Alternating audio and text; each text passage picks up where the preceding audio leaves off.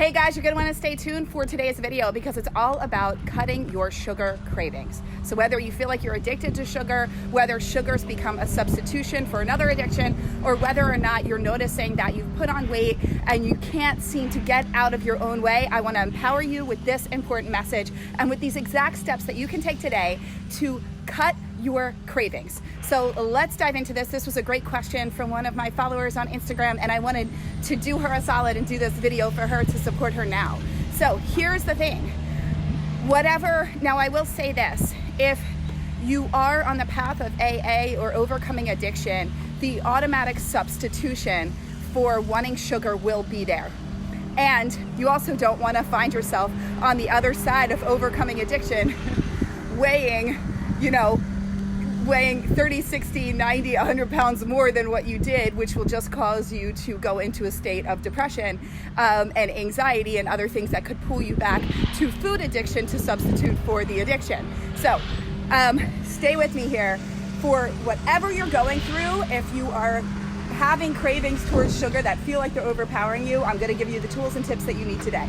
So let's dive in. Step one, in order to conquer your cravings, we want to recognize that sugar is an addictive substance. It is more addictive than crack and cocaine, okay? It is shown and proven in studies. So notice and really recognize you can't and are not going to be able to just have one cookie.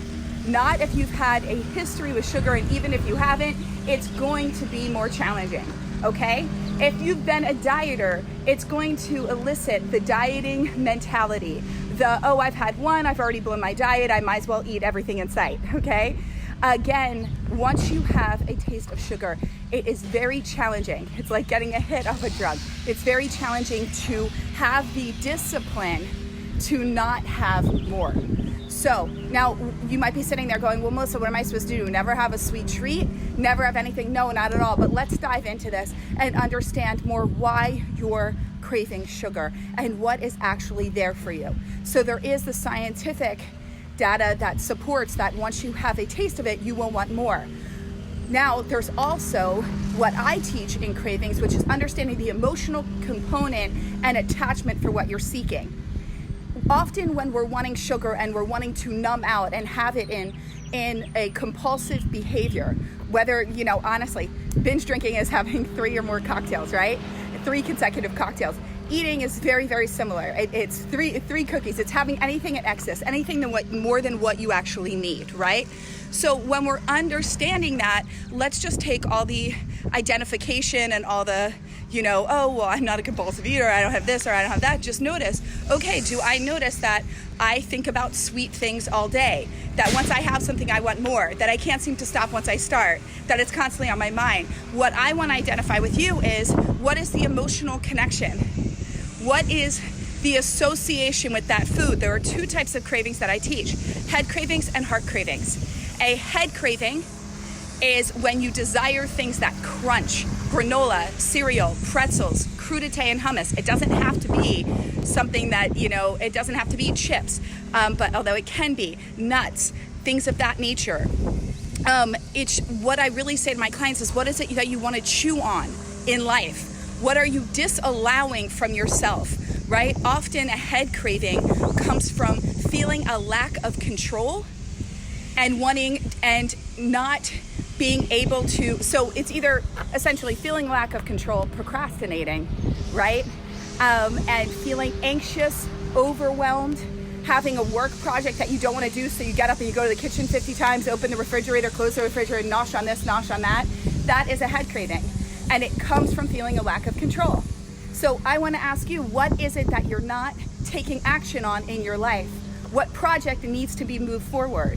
What actions within yourself, what goals are you putting on the back burner? Where are you allowing yourself to not show up in the greatness that lies within you, right? That's really what it comes down to. It's a suppression of our own soul's desires and guidance. It's a lack of expression. It's a multitude of those things that end up showing up, and then we just want to chew. If you notice that you're like a constant gum chewer, again, what is it that you want to chew on in life? What is it that you need to take action on? So my very first thing that I would tell you, instead of reaching for the food, sit down and do the project.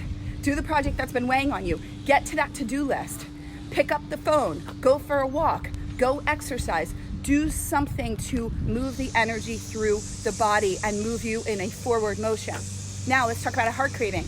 A heart craving comes from a lack of fulfillment, a void. So what I would say to you is, what are you lacking in your life? Is there a lack of connection with you? Are you unfulfilled in your relationship?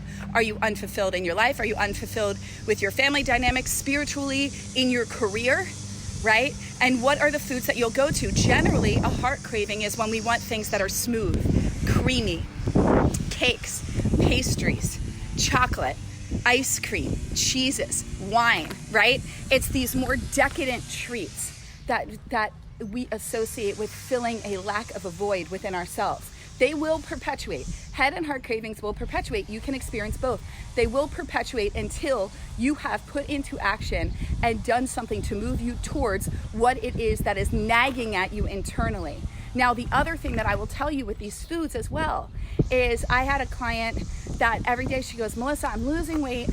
I get it. I'm working with my cravings, but I'm sitting here and I'm at my office, and at 4 o'clock every day, I'm still needing to get up, and I go and get a coffee and I get a piece of chocolate cake. I get anything chocolate. I get a brownie, but it's generally some sort of chocolate cake type thing. And she said, so I understand all of this. I know it. I'm doing great. In all the other areas, it's just this one time. And I said, okay, so what does chocolate cake represent to you? What's the memory with the chocolate cake? What is the feeling that you get from the chocolate cake? She goes, my mom and I used to make chocolate cake on Sundays. And then we'd sit and we both have a big slice when we were done. And what had happened? She had moved from California to New York. She was engaged. She was missing her family. She used to live right by them in Santa Barbara.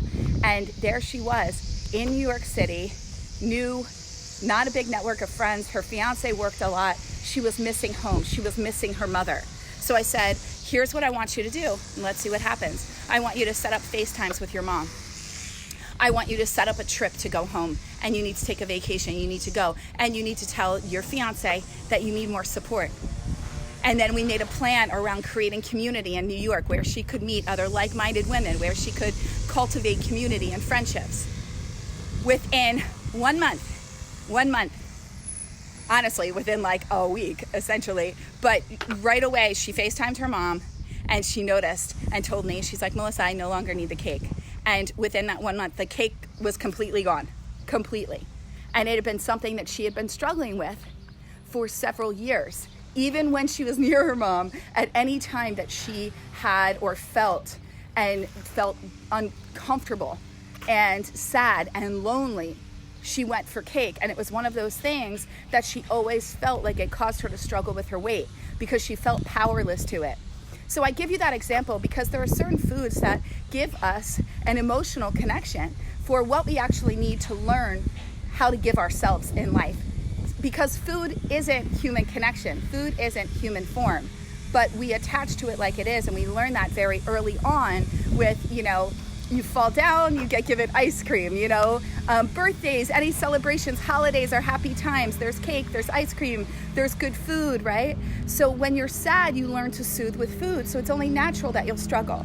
So I hope that this speaks to you in helping you to understand your cravings and how to overcome this. Now, from a practical standpoint, we also want to go, okay, great. I've gone to the root. I understand what's going on with me. Now let's put some practical things into place. Here's the thing, guys. If you struggle with sugar, why do you keep it around? I always say this. If there was an alcoholic that just came home from rehab, are you going to put a vodka bottle in the kitchen and pray for the best? No. So if you know that you struggle with having certain foods around, like peanut butter, chocolate, or ice cream, or chips, or popcorn, or I'm just throwing things out, right? Then why would you keep them in your house? Now, you might say, well, my kids need them. Then put them in a separate kids cabinet that you draw a line in the sand and say, that's for them. It's not for me. That's not the adult. And you have kitchen hours, right? You go into the kitchen for your meals, and then the kitchen is closed.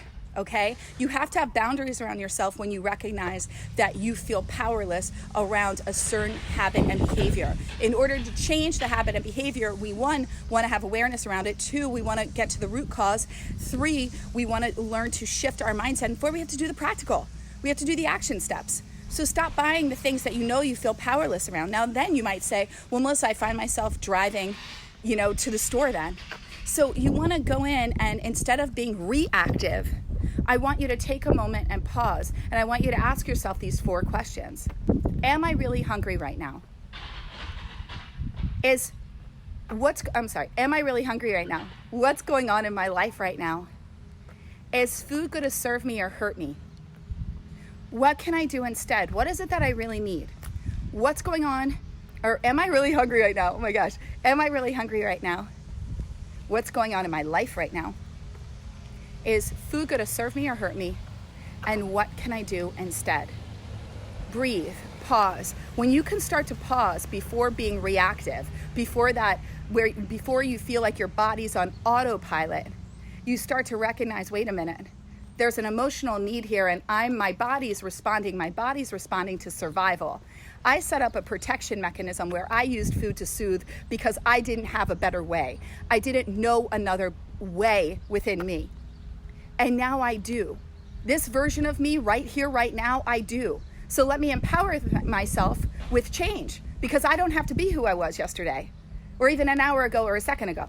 I'm me now, and I can choose differently now. So what is it that I want to choose? Now I'm going to tell you this. Stepping into the resistance of something new that you haven't done before is not going to be super easy, but it's going to feel really damn good. So you have to step into the resistance.